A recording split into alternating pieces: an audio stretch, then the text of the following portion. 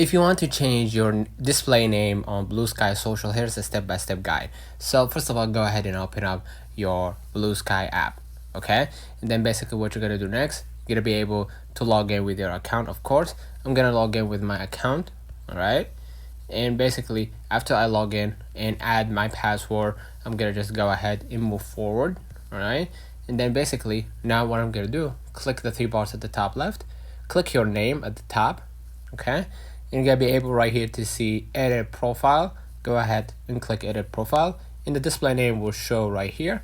Just go ahead and add the new name, and you're gonna be able to change it no matter how many times that you want without any limitation.